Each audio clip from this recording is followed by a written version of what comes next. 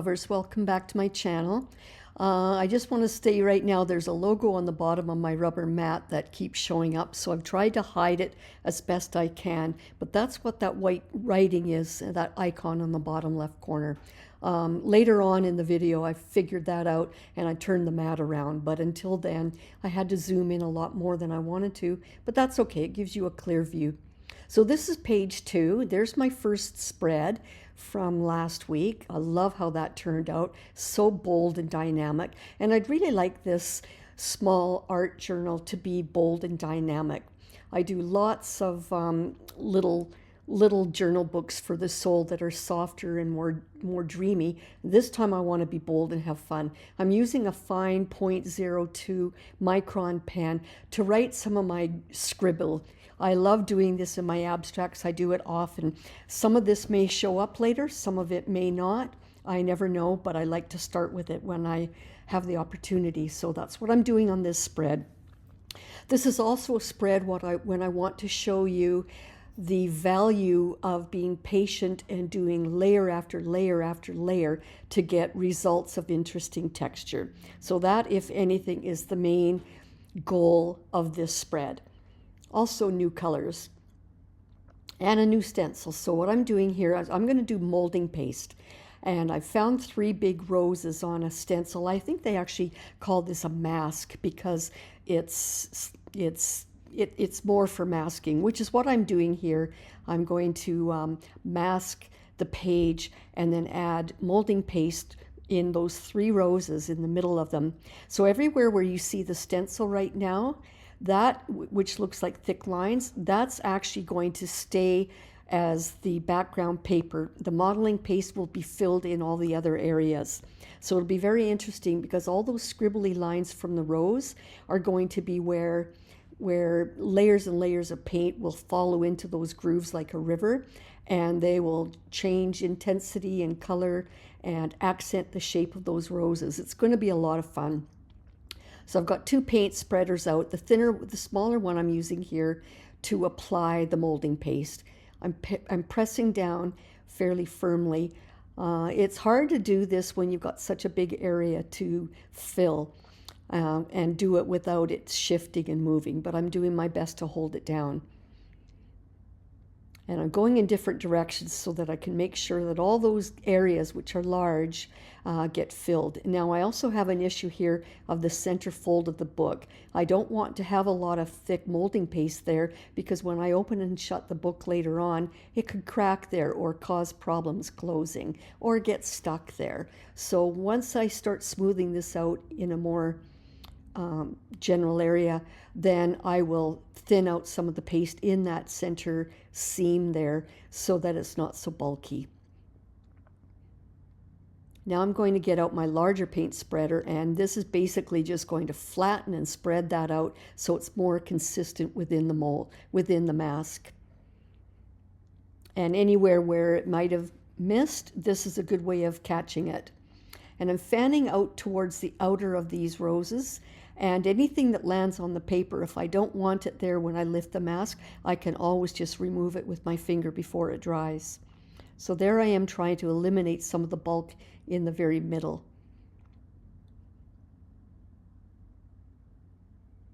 This is something that takes a bit of practice. You'll get better each time. And I'm making sure I wipe those off before the molding paste dries.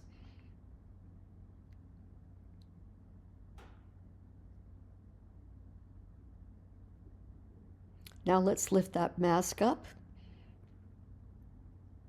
and you'll see very clearly the result. I love that. So wherever you see the white, the brighter white lines, that's the paper that was underneath. All that slightly yellowed area is the molding paste. Before I go further, I want to spread this out on a paper towel, a clean towel, and spray it well with water and dab away any residue molding paste so that it doesn't ruin my stencil.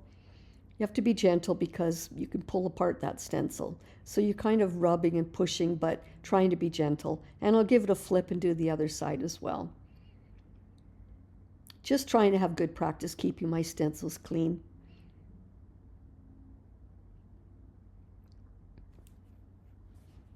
So there we have it.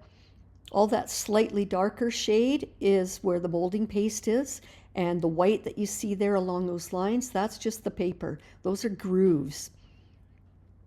So there we have the paste, and on these other lines here we have the paper. And I'm using a toothpick or my fingers to clean away anything from the paper that I don't want while it's still wet. And this is a chance because how that happened was when I spread it out, the molding paste with the paint spreader, some of that might have gone beyond the stencil. So I was just cleaning things up a bit. And then I gave it a really good dry. And now I'm going to get some tissue prints that I did previously. I found this one here, which I really, really like, but I noticed it's a different tissue, which will cause a bit of a problem for me, but I'll show you how to fix that. So that is a different tissue. It's a little more gray and the paper is a little thicker, so it won't become transparent. This one here is the tissue that I always use, this bigger piece, and when I put that down with my matte medium, that tissue paper pretty much dissolves away. So I am just using dollar store level packing paper, packing tissue paper. I don't use the I didn't order any fancy tissue because I found that some of the other ones, when I ordered that once, I found it too plasticky. I didn't enjoy it. I didn't feel it dissolved as well as this stuff. So just if you go to a store and buy something and they give you white tissue, that's what this is. I actually bought it from a retail supplier, a great big pile of it, or you can use the kind at the dollar store. Or any time that you get a parcel with that tissue in it, just save it. It's invaluable. But a few people have asked me about that, and really it is just inexpensive tissue paper. So I'm planning on having that in the top area, and then I've got this other piece down below, which reminds me of the script that I scribbled on with my Micron pen. It's sort of got a similar vibe, if you will. Before I glue it down, I'm just playing with other options, but I decided I like it better where it is. I don't want to fight with the scribbling writing there. I want something to match it but be different. And down here, I think that's the best place for that other piece. So this is the location I'm going to stick with. I'll use my matte medium as a glue, which dries clear. And as it dries and as I apply it, and that's why I had a little bit of paint on that brush and it kind of made it smoky on the page, so I just got rid of that and wiped the brush really well to start over again. I want my matte medium to be clean.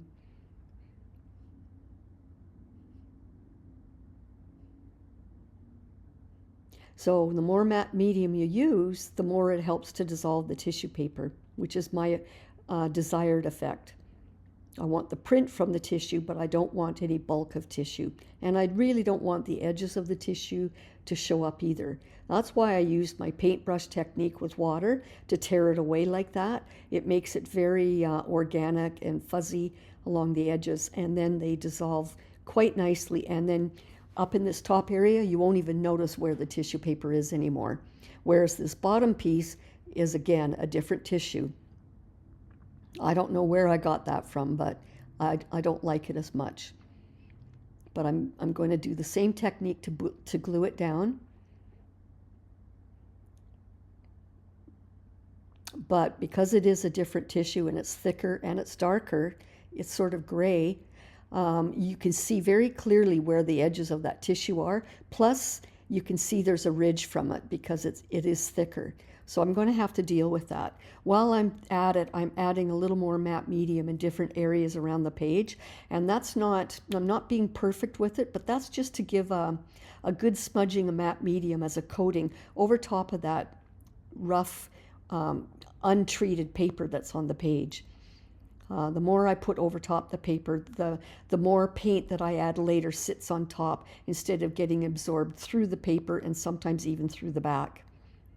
So this is just kind of a coating. I'm going to give it a really good dry. So you can see that the tissue on the top dissolved, whereas this tissue down here, and you can very clearly see the edges of it too. So what I decided to do is get some heavy paste white paint and dab it. I'm really just using a brush that's small and dabbing it around, so I'm minimizing the effect of that tissue paper. And also at the same time, what I'm doing is I'm making it whiter so that all the colors will react better and more uniformly around the page. Not uniformly, but they will react the same as other areas that I add on the page. I didn't want the color of this tissue paper to alter the color of the paint. Also, what I'm doing as I dab is I'm trying to eliminate the edges of that tissue paper, because you can see it's a real strong edge versus the top, which it dissolved away. And I'm being a little bit careful, but not overly careful. I don't mind if I'm subduing some of that print, that's okay. I'm making it more subtle. But I'm for sure trying to get all the areas where the edge of that torn paper is. Later on, the effect I want you to see is the print and not the tissue at all. So I'm trying to hide any evidence. There was also a string. There was a string in the bottom of that, right there, the bottom of right there. I'm trying to cover that up a little bit. I can't remove it, or it'll remove the binding of the book, but I was trying to just paste over it to cover it up. And I'm giving a little coating of that color that bled through from a previous spread. So I've got a cleaner finish now, a cleaner start, and I think that's going to be effective. But you can still sort of tell where that paper is. Oh, and up there I had too much black, so I decided that I'm going to subdue, while I've got this white, I'm going to subdue some of that. So I'm covering up a little bit of that background busy black and making it a more delicate impression of whatever the shapes are there. I love discovering shapes, especially here where I see this oval. Love it. And I'm just sort of dabbing away to make that all more subtle and light and area. And I think it matches the rest of the page better than a great big blob that looked like a black triangle. So I've let it get good and dry, but before it dried completely, I'm smearing a little more white paint beyond where I did it so that it just fans out. And now you shouldn't be able to tell later on where that paper was at all.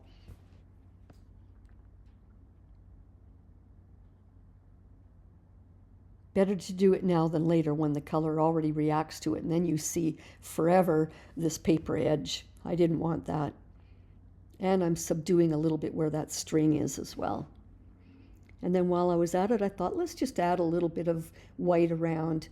And the top left corner and top bottom right corner, I'm adding more white, and I'm trying to blend it with the molding paste rose so that perhaps some of that rose disappears with the thickness of that paint, perhaps gets more subtle and fans out towards the corners.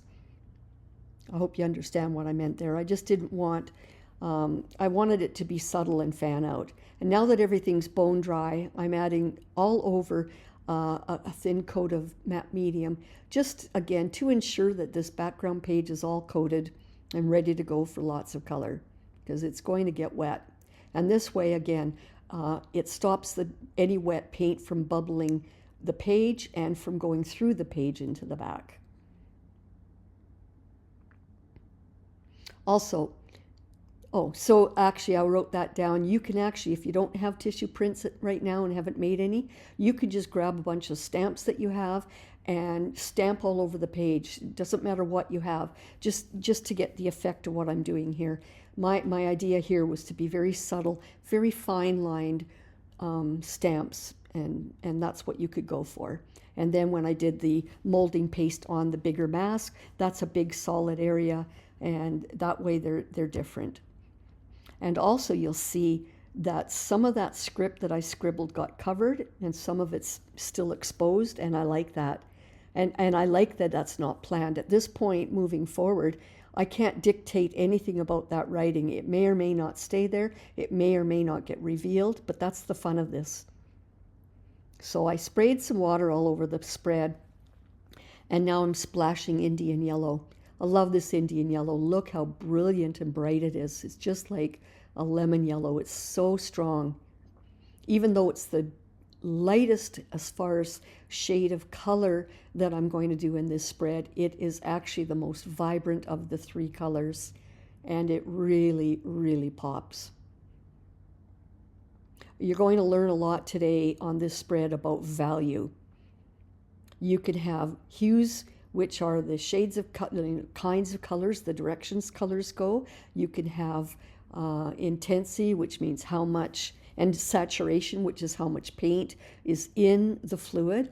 And then you can have values, which means how much one stands out over and above the other. Now this magenta is very strong out of the bottle, so I want to add some water in a container first, and then a drop of the pink. Sometimes it dries on the nozzle and you have to peel that off. Anyway, I have a drop there and I'm going to blend that. So my whole idea is to make a pink glaze. This is very transparent, very watery.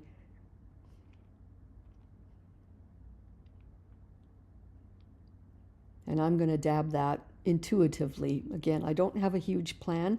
At this point, all I know is I want to do layers and layers and layers of texture and colors. You might find, and I love that shade, that's beautiful. It's going down, even though it's a strong pink, you could see that the value of that yellow is so bright and so strong that it still overpowers the pink. My goal later on will be to balance the values a little bit, but right now I'm just playing with one color, then the other, and seeing where I need to go with it afterwards.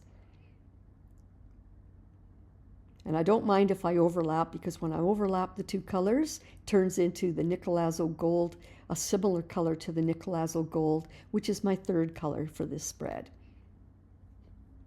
Now you can see that it's sitting on the surface of the page and even beading up a little bit in areas. That's because I've got that coating of matte medium underneath, which gives it a coating. And also it allows me with that coating to lift with the paper towel. I can lift and remove some of that paint and it leaves an imprint of the paper towel texture. So that's a lot of fun. I'm going to let that dry completely. You can also see, especially right here, when I add a very liquid paint and I've got all those grooves and canals where the outlines from that mask were, which is the bottom recess of the paper. That's the mask medium sits up higher relief. Everything where the color is going into those lines, that's the level of the paper. It's almost like a river finding the lowest ground to go to and travel. The dark colors are going to travel through those lines, and it's going to be really fun to watch them migrate through those lines and change and shift colors. Right now it's looking like quite a mess. This is just an underpainting. This is just one of the many layers. Again, the lesson on this spread isn't so much about dramatic transformations anymore at this point, but it's more about having the patience to do thin layers at a time. Please like and subscribe and give comments if you like. It encourages me. I like to hear from you. And it encouraged me that you're enjoying what I do. Back to the work. You notice how much paler this looks when it dried. Now I want to add some quinacridone Nicolazo Gold. And because I've kind of brought the value of the pink and the yellow closer together, now I need to add some Nicolazo Gold to bring the value of that color to match them. It's a slightly heavier paint consistency, as you can see, but look how beautiful and vibrant it goes down. Even though it's a richer color, it's vibrant and bright. I just love this color. But because it is a little thicker, it'll be fun as well to put tissue down and pick up some imprints. And it's also wanting, wherever you see the darker, that's where it's hitting those rivers of silhouette of the roses, and it's following those crevices and sticking inside them. The lighter the colors, those are more on the surface where the molding paste is. That molding paste is very firm and quite smooth, so at any point I could spray water and it would shoot the paint right off of that painted area, molding area. But in this case I'm not. I'm just leaving it where it is and dabbing some of it back.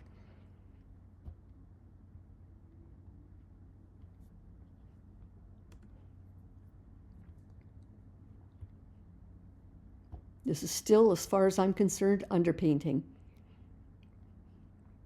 I mean, you get the general idea of where this page is going because we've got a clear image from the stencil, and we've got these 3 roses, and then the stitching and the black tissue prints, but it's still going to morph and change a little bit with intensity as I do layer upon layer. And again, you don't get interesting textures that get revealed if you don't add layers. So it seems silly to you perhaps that I add paint like this and then I wipe a lot of it back, but it's what's left behind that accumulates and adds up to becoming interesting texture later on. And again, pressing a little bit, now you can see that texture. So before I had some yellow texture, then some pink, now I've got some Nicolazo gold texture. All of those are working together in harmony to make an interesting background. But the goal is to have an interesting, busy background, but eventually reveal more of those roses coming more to the foreground. But right now, this is a lot of fun with texture. The values are getting to be quite similar now with all 3. If anything, I've lost a bit of intensity from the pink. So I'm going to add some more pink. Do the same thing, water it down. Give it a little mix.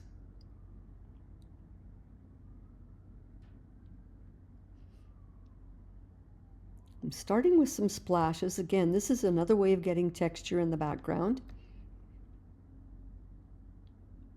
They'll dry and become fairly subtle, but that's okay. I like the idea of subtle texture. Again, with all those tissue imprint layers, and now this, it's all becoming a very wonderful blend of textures. So there you see more color going into the crevices of that rose. This is looking very dirty right now. Don't worry, things will improve. This is still considered an ugly, messy stage in my mind. And each time I dab like there, I reveal more texture from that paper towel, and it gives more interest to the background.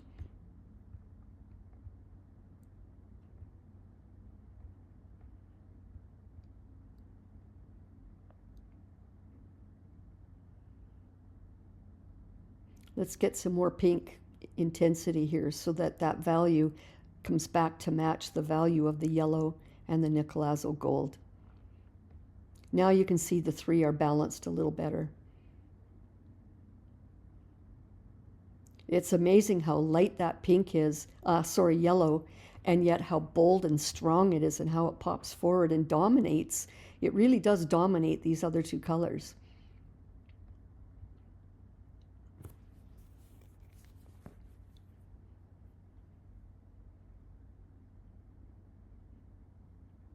I love this brush. It's very soft, long bristles, and it's really fun to use it to move color delicately around a page, especially when there's already water on the page.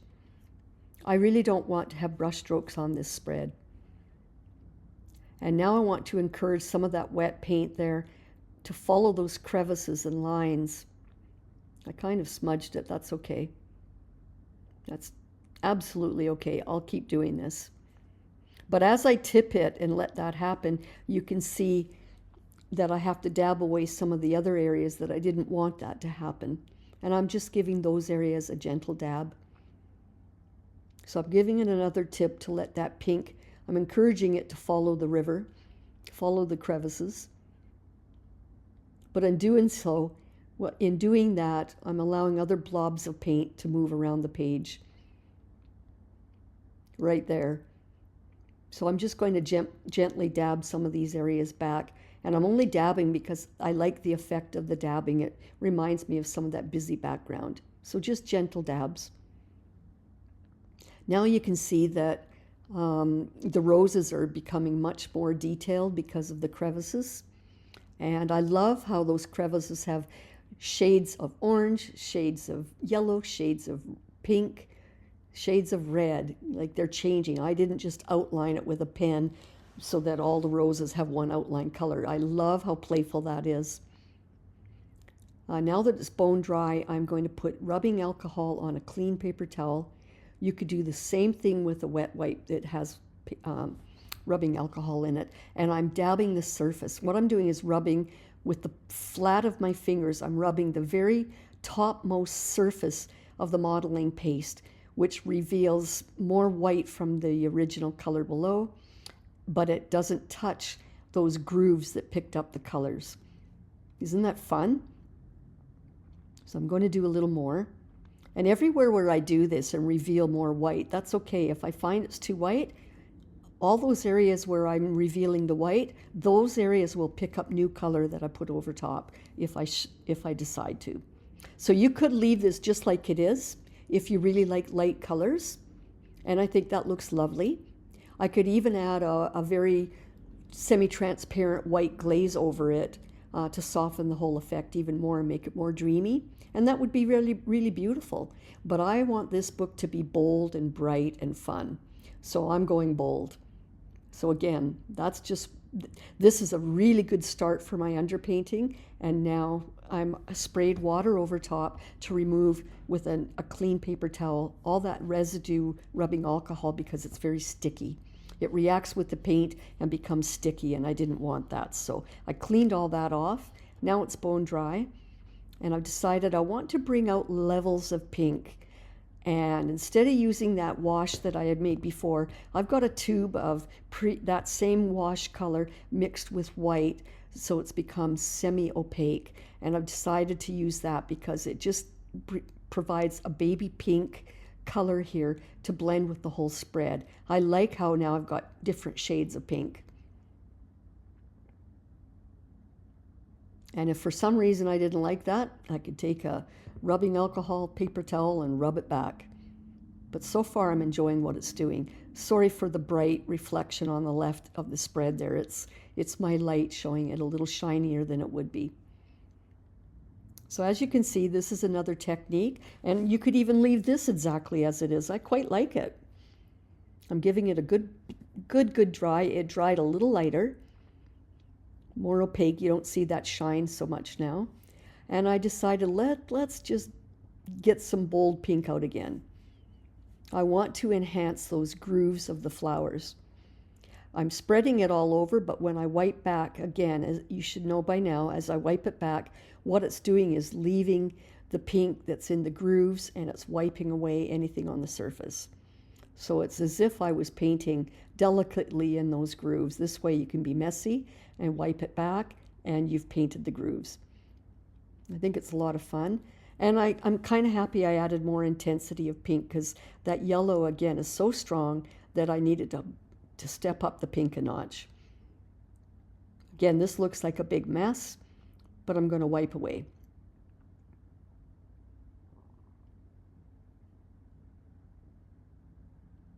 More dabbing, more imprint from the paper towel texture. That's fun.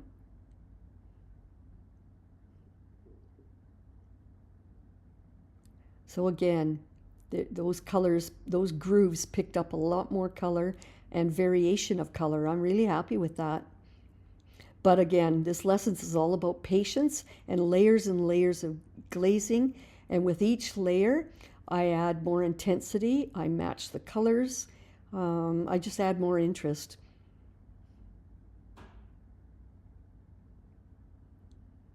I like how it's almost looking like a supernova on the right there. I love supernovas, by the way.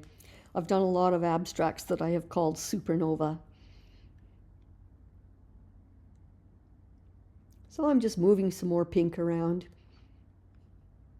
You can still see how strong and dominant that the value is of that lemon yellow. But at least all of the colors now, besides the yellow, they're all starting to pop forward from the page a little more. And that's what I'm aiming for. I like depth and layers.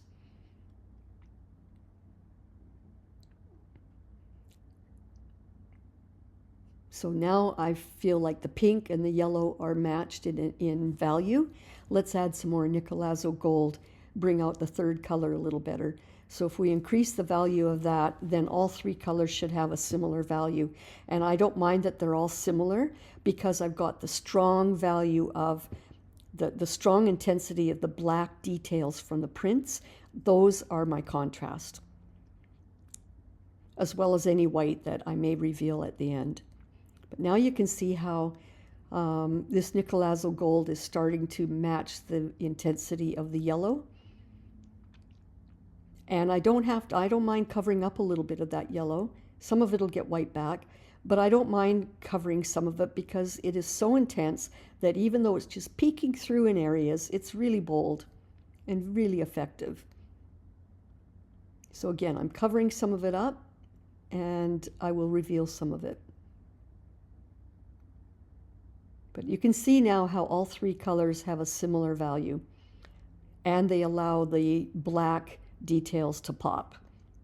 They're sent in the background, but they're still there. They're still very visible, and they are still my contrast.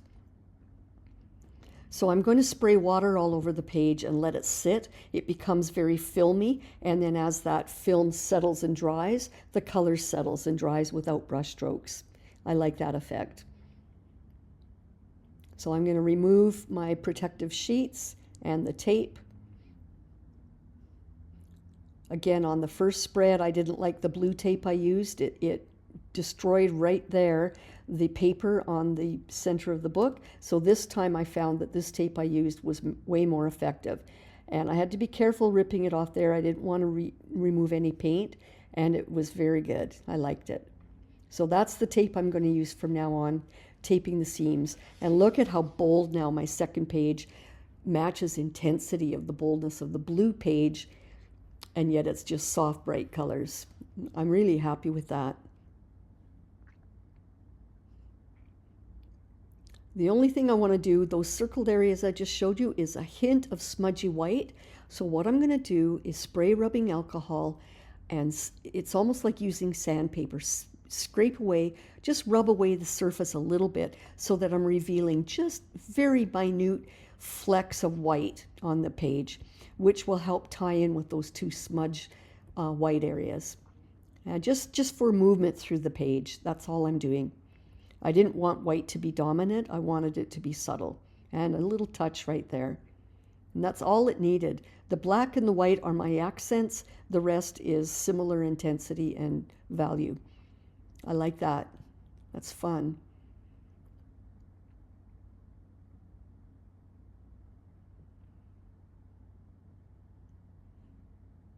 I'm ready to sign this spread.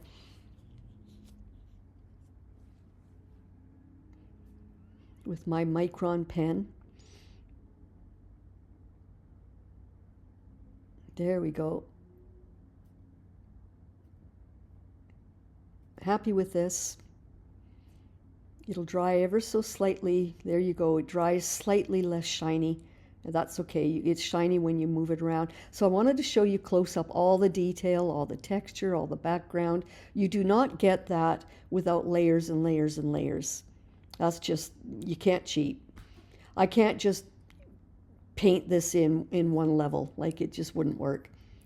So that's my technique. That's how I like to do abstracts. I have a lot of fun with it. The best thing about it is there's so much mindfulness here. You just get lost in your zone. That's why I like it on my Painting for Your Soul channel, YouTube channel, because it is all about painting for your soul. It gives me a lot of pleasure.